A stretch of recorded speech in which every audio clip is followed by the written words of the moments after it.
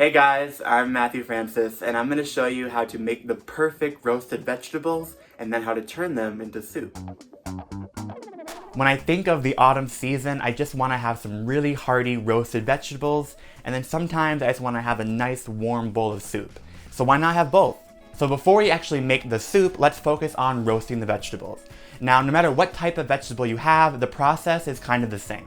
I always try to choose what's freshest at the moment, what's best for the season, and what's great for autumn and winter is root vegetables. So that's things like potatoes, carrots, turnips, sweet potatoes, yams. But after you choose your favorite type of vegetable, what you want to do is chop it up or peel it or however you want to prepare it, and you want to make sure they're in kind of bite-sized pieces, and if they are the same density, you want to keep them the same shape and size.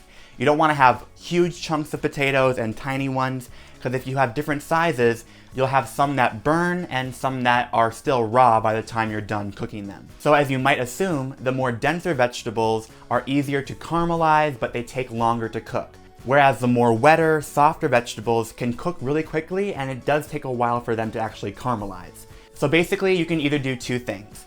If you want to chop your vegetables and put them all in the same tray, just make sure that your denser vegetables are smaller than your softer vegetables. However, if you want to be safe and you don't want to have things burning or things being wrong textures, I actually prefer to cook them on separate trays, because usually I'm cooking a lot of vegetables at once, so I can easily have a tray for things like carrots or potatoes and a separate tray for things like onions, celery, and garlic. So now to roast your vegetables, what you're going to do is have a big sheet tray and put on some parchment paper or some tin foil. Then you'll put your vegetables down. Make sure you put a nice even layer of the vegetables.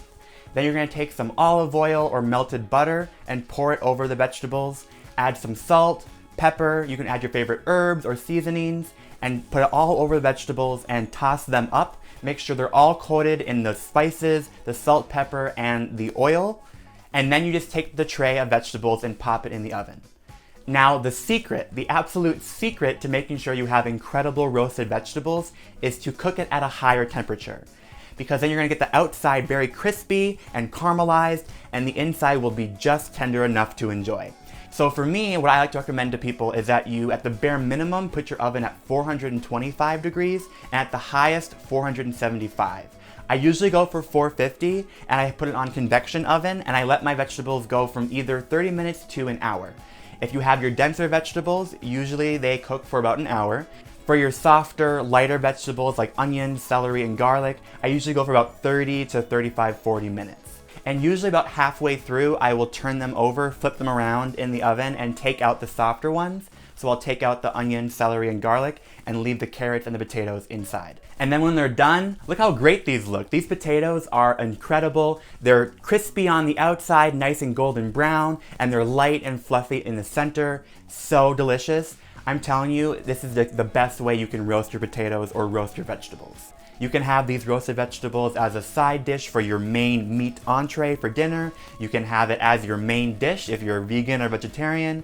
But you can also take your roasted vegetables and make them into incredible soups. I'm gonna make a roasted carrot soup. So basically, I'm going to have a pot, and into that pot, I'm gonna add in the roasted onion, celery, and garlic that I made before.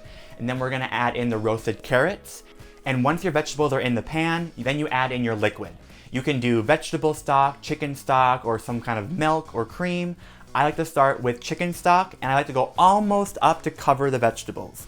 How much stock you add really depends on how thick or thin you want your soup. Next, after I added my liquid, I'm going to take my immersion blender and start to blend it up. Go around and round in the pot and make sure that you get all the little morsels of vegetables to be pureed. And then once it's smooth, you want to bring it back up to a simmer, and you can add in some cream or some milk.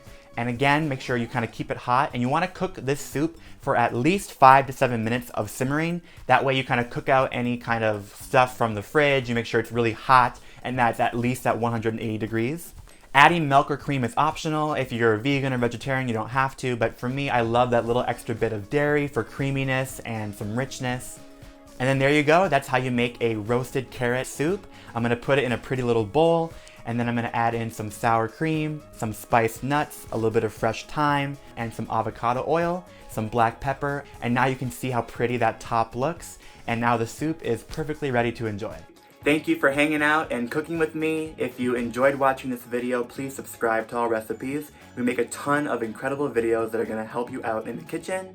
Don't forget to press the notification bell so you don't miss any of those great videos we do make. And down in the comments below, tell me what your favorite roasted vegetables are. Is it potatoes? Is it carrots? Is it something weird that I haven't heard of? Let me know. I'm Matthew Francis, and I'll see you next time.